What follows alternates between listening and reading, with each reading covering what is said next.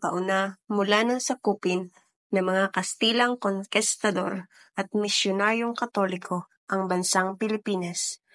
Nagmistulang batas ang kanilang mga salita na sinusunod ng buong kapuluan na ang sinumang sumusuway ay malupit na pinarorosahan at pinapatay, at ginagawa ito sa harapan ng maraming tao.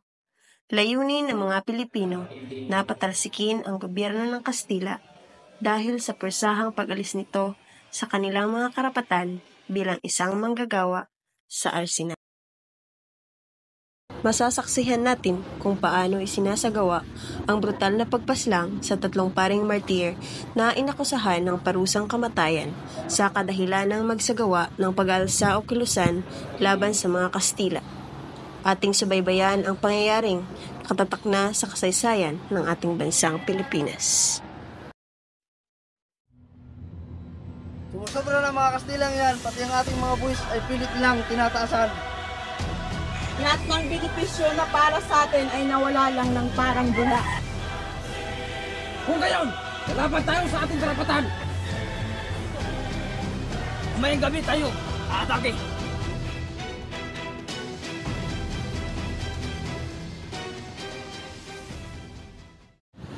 Ika-20 ng Enero sa taong 1872,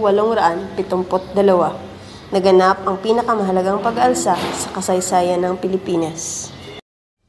Para sa karapatan ng aming mga Pilipinong maggawa! Para sa Pilipinas! Sugod!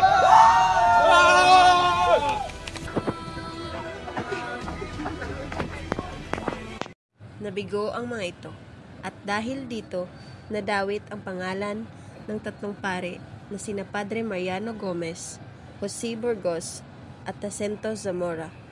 Inakusahan sila bilang isa sa mga nag-udyok at sumuporta sa pag-aaklas ng mga Pilipinong Indio laban sa mga Kastila.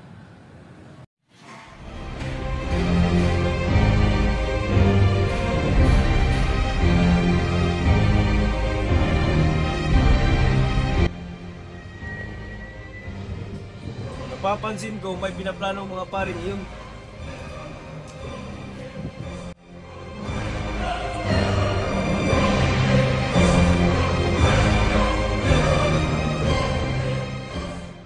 Ito po ang imbitasyon galing sa kanya at sa kanyang mga kasamahan. Salamat.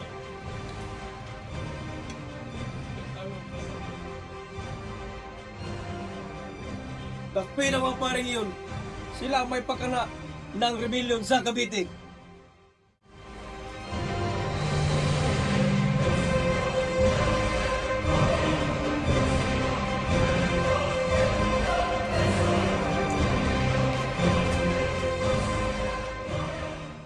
Magandang umaga, Padre Gomez. Magandang umaga din naman.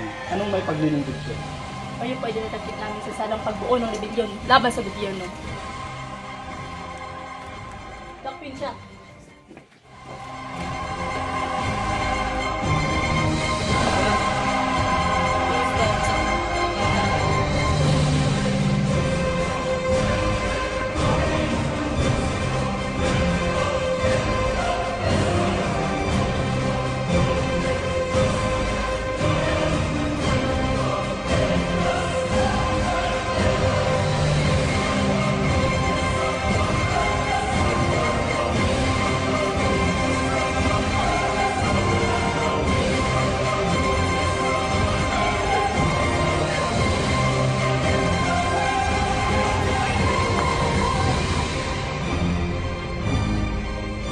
Hindi totoo ang mga paratang na yan! Wala kaming kinalaman dyan! Ang lahat ng yan ay walang katotohanan. Ika-27 sa taong 1872, inaprubahan ni General Rafael Legardo ang parusang kamatayan sa 41 Pilipinong Indio at kabilang na dito ang 3 pare.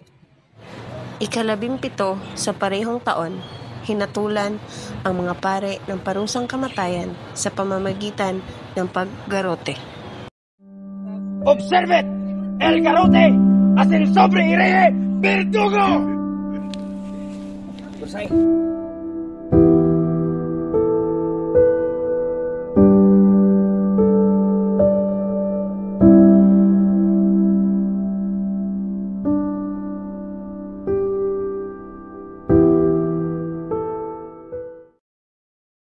Dahil sa di makatarungang kamatayan ng tatlong pare, sumiklab ang damdamin ng mga Pilipino.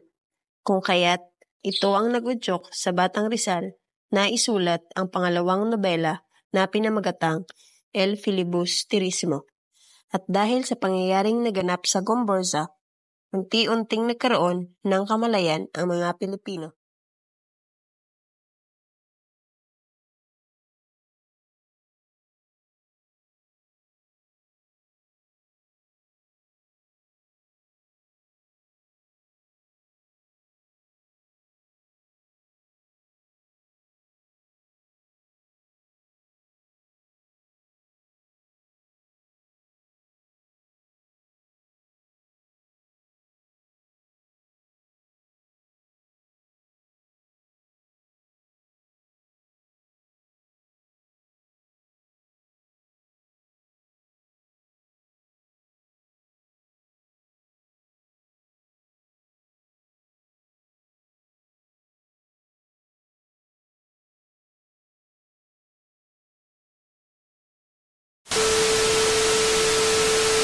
Ang lahat ng yan!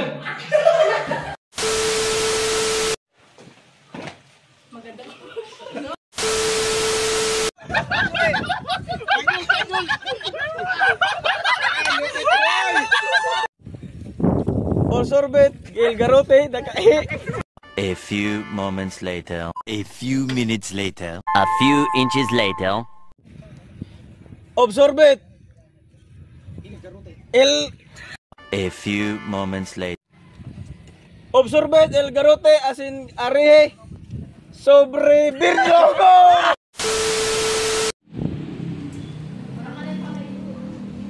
Napap. Para sa mga kakrapatal.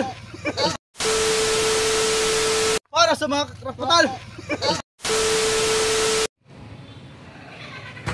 Dakpin ang mga paring iyon. Sila ang may pakana ng rebellion sa ating sa 12 seconds later. Napapansin ko, mayroong pinaplanong mga paring iyon